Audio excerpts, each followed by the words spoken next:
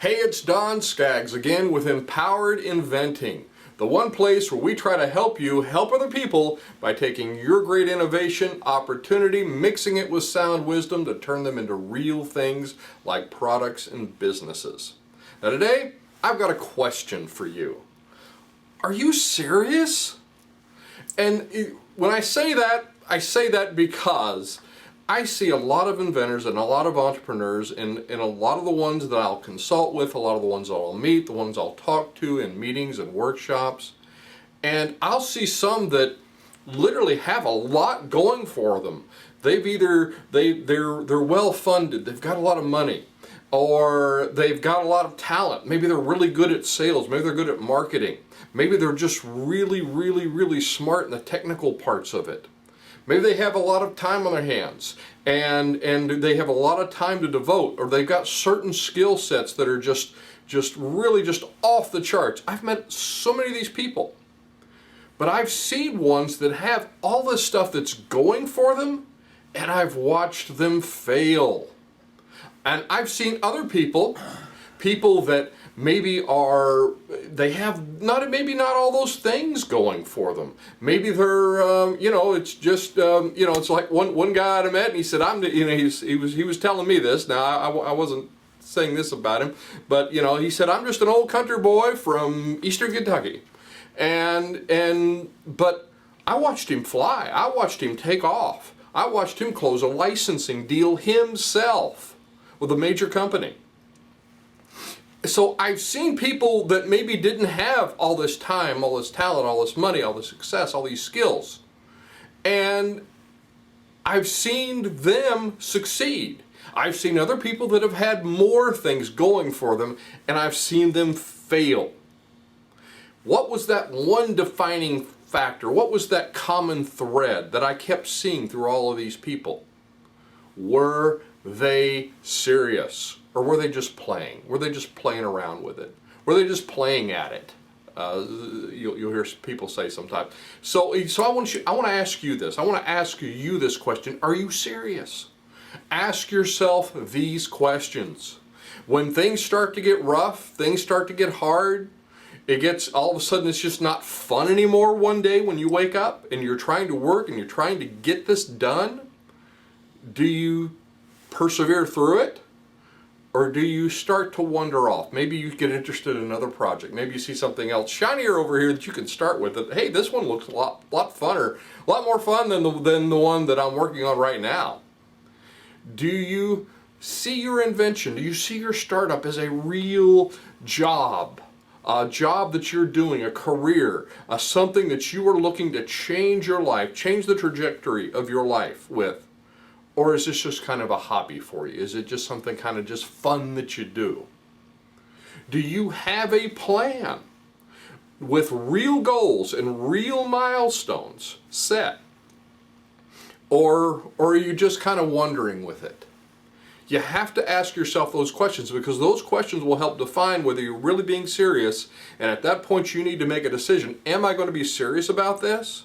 Am I going to be one of those guys? And the cool thing is that if you're really intentionally, purposefully serious about this, then a lot of times you can leapfrog people that have more going for them than you do. You could say, well, Don, I just don't have the talent, I don't have the money, I don't have the time, I don't have this, I don't have that other thing.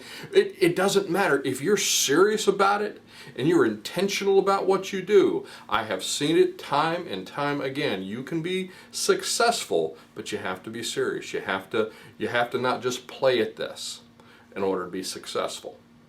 So be purposeful about what you're doing. We teach our inventors, we say, you make an appointment with your invention. You make an appointment with your startup.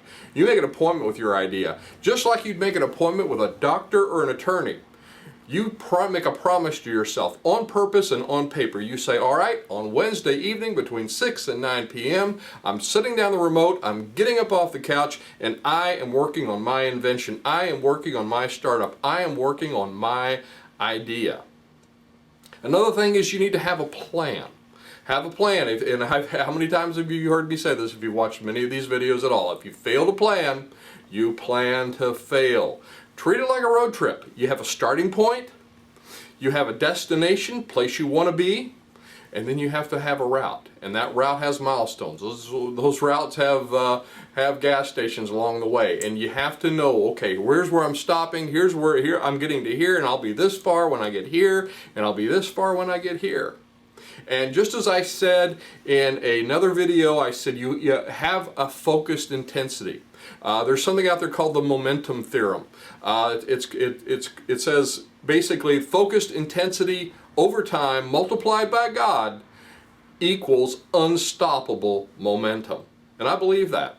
I believe you can have unstoppable momentum with that focused intensity over time. Just like that theorem proposes. So have a purpose too. Have a purpose, and don't have that purpose be I just want to make a bunch of money. That will not carry you through. Money is not going to carry you through that wanting just to make money. You have to have a purpose. You have to have a why at the center of everything that you do. Another thing, have an accountability partner. And because as I say a lot of times on this, people are important.